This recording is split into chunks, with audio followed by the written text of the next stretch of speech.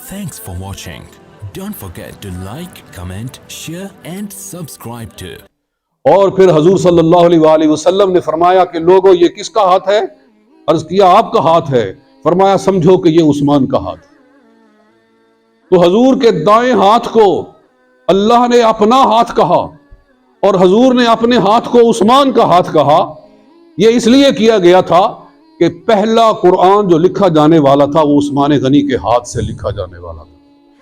پہلا قرآن جو لکھا گیا وہ عثمان غنی کے ہاتھ سے لکھا گیا۔ آج جو ہمارے پاس قرآن پاک پڑے ہوئے ہیں، ہر گھر میں پڑا ہوا ہے، ہر مسجد میں پڑا ہوا ہے، ہر جگہ مومن کے پاس ہے، یہ کس نے لکھا سب سے پہلے؟ حضرت عثمان غنی رضی اللہ۔ جب آپ خلیفۃ المسلمین تھے، جب آپ امیر المومنین تھے، تو قرآت میں اختلاف ہوا۔ کچھ لوگ شام میں جہاد کر رہے تھے، کچھ لوگ عراق میں جہاد کر رہے تھے، وہ مختلف قرآت پڑھتے تھے۔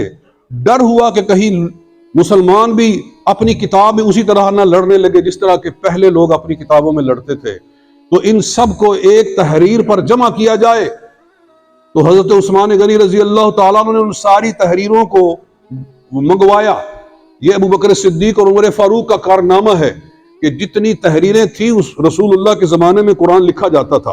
قرآن جب اترتا تھا، کوئی آیت اترتی تھی تو حضور فرماتے تھے لکھ لو۔ صحابہ کرام جو لکھنے والے تھے وہ اسی وقت لکھ لیتے تھے، ایک جگہ پر نہیں لکھا گیا تھا۔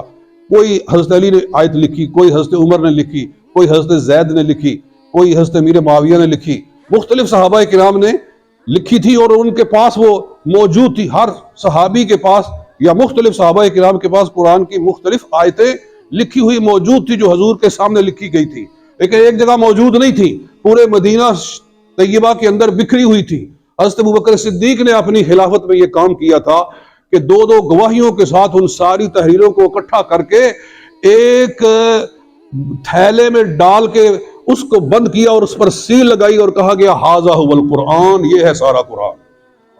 سارا قرآن ایک جگہ پر لکھا ہوا ایک تھیلے میں ڈال دیا گیا، لیکن وہ کتاب کی شکل میں نہیں تھا۔ کچھ کاغذ تھے، کچھ پتے تھے، کچھ پتھر بھی تھے جن کے اوپر قرآن اس وقت لکھا گیا تھا۔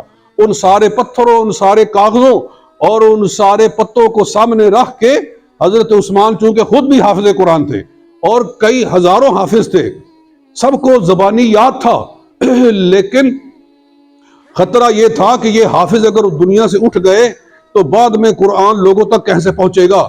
ضرور یہ ہونا چاہیے کہ یہ تحریری شکل میں، کتابی شکل میں موجود ہو۔ تو حضرت عثمان غنی رضی اللہ تعالیٰ عنہ نے سب سے پہلے یہ کام کیا کہ پورے قرآن پاک کو ایک کتاب کی شکل میں دو گتوں کے درمیان میں لکھ کر پھر اس کی 7 نقلیں بنائی، یعنی 7 اس کے نسخے بنائے، اور ایک نسخہ عراق میں بھیجا، ایک نسخہ ایران میں بھیجا، ایک نسخہ شام میں بھیجا، ایک نسخہ اردن میں بھیجا، ایک نسخہ مکہ میں بھیجا، اور اس طرح ایک نسخہ آرمینیا کی طرف بھیجا اور ایک نسخہ مدینہ طیبہ میں اپنے پاس رکھا، اور پھر آگے لوگوں سے کہا کہ ان کو دیکھ کر اور نقلیں تیار کرو۔ تو ان 7 نسخوں سے پھر مزید نسخے بنتے گئے اور قرآن پاک پوری دنیا کے اندر پھیل گئے۔ تو آج جو قرآن پاک پڑھا جا رہا ہے یہ حضرت عثمان غنی رضی اللہ تعالی عنہ کے ہاتھ کا لکھا ہوا قرآن ہے۔ تو اللہ نے حضور کے ہاتھ کو، جس ہاتھ کو حضور عثمان کا ہاتھ قرار دے رہے تھے، اس کو اپنا ہاتھ قرار دے کے فرمایا میرا قرآن میرے ہی ہاتھ سے لکھا جا رہا ہے۔ بہرحال دوستو، ایک بڑی خاص بات کہنا چاہتا ہوں، وہ یہ ہے کہ حضرت صدیق اکبر کا دور بڑا ہی سکون کا دور تھا اور فتوحات پہ فتوحات ہو رہی تھی۔ پھر اس 2 سال کا دور تھا، پھر حضرت عمر فاروق کا زمانہ آیا خلافت کا، وہ 10 سال کا تھا۔ اتنی فتوحات ہوئیں کہ جیسے مسلمان جو تھے دنیا کے اندر چھا جا رہے تھے، ملکوں کے ملک، بلکہ بڑے بڑے بر اعظم فتح ہو رہے تھے۔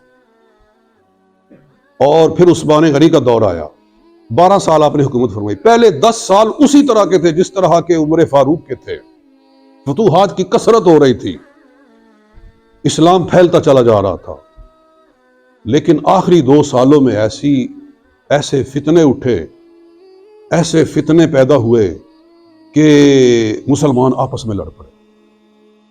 یہ کیوں ہوا؟ تو مورخین کہتے ہیں کہ جب اسلام تیزی سے پھیل رہا تھا تو دشمنان اسلام یہود و نصارہ آپس میں مل کر بیٹھے، سر جوڑ کر بیٹھے کہ اگر اسی تیزی سے یہ چلتے رہے یہ تو چند سالوں میں پوری دنیا پہ انہی کا قبضہ ہو جائے گا، ضروری ہے کہ ان کے درمیان میں پھوٹ ڈالی جائے، ان کے درمیان میں اختلاف پیدا کیا جائے۔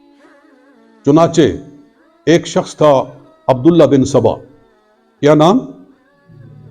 عبداللہ بن سبا، یہودی، یمن سے نکلا پوری ایک پلان کے تحت، پوری ایک سازش کے تحت مدینہ شریف میں آیا، عثمان غنی رضی اللہ تعالیٰ عنہ سے ملا اور کہنے لگا میں ایک یہودی عالم تھا، میرے دل میں نور آیا، میں نے دیکھا، میں نے قرآن پڑھا، میرا ایمان جو ہے پختہ ہو گیا، میں اسلام قبول کرنے کے لیے آیا۔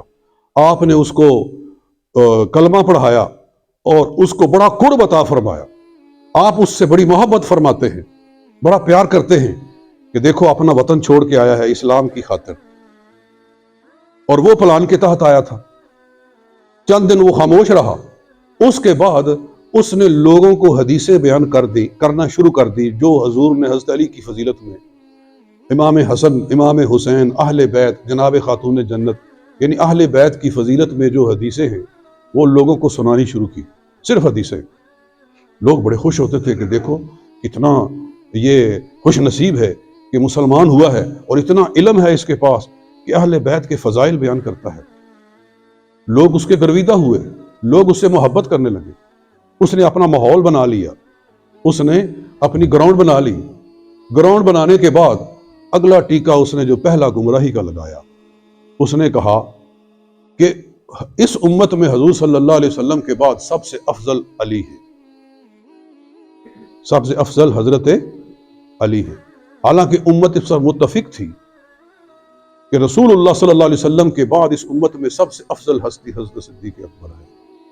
اسی لیے جب حضور دنیا سے گئے تو تمام صحابہ کرام نے متفقہ طور پر کس کو حضور کی مصلی پہ کھڑا کیا؟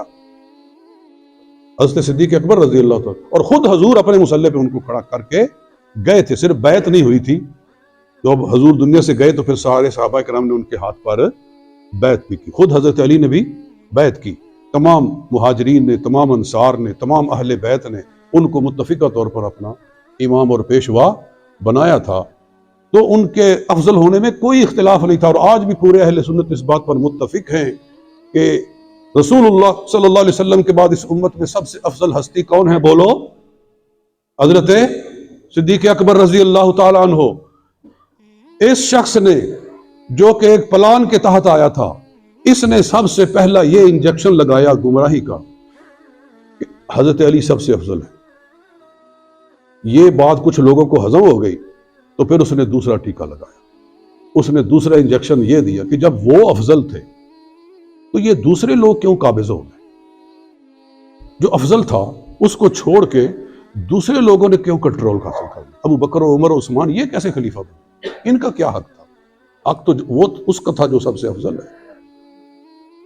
لہٰذا ابو بکر بھی ظالم تھا، عمر بھی ظالم تھا معاذ اللہ، اور یہ عثمان بھی ظالم ہے، اور انہوں نے حقدار کا حق چھینا ہوا ہے، یہ حقدار نہیں ہے خلافت۔ وہاں سے مسلمانوں میں پھوٹ شروع ہوئی اور آج تک چلی آ رہی ہے، آج تک بھی آج بھی جو دشمنان اسلام ہیں وہ ایران کو، سعودیہ کو لڑا رہے ہیں صرف اسی نقطے کے اوپر۔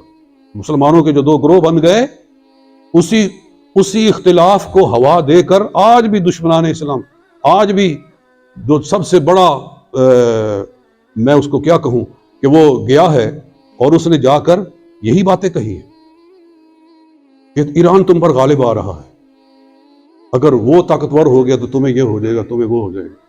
تو مطلب یہ ہے کہ دشمنان اسلام آج تک اس اختلاف سے فائدہ اٹھا رہے ہیں۔ جنگیں کرائی گئی آپس میں، اور پھر جنگ جمل ہوئی، جنگ صفین ہوئی، اس کے پیچھے سارے اسی اختلاف سے یہ مسئلے شروع ہوئے۔ بہرحال باتیں اوپر جا رہی ہیں، اللہ تعالیٰ مسلمانوں پر رحم و کرم فرمائے، اور یہ پہچاننے کی ہمیں ہمت ہو کہ ہم آپس میں نہیں لڑیں، آپس میں ہمیں متفق رہنا چاہیے۔ اللہ تعالیٰ ہمارے حال پر رحم و کرم فرمائے۔ وما علینا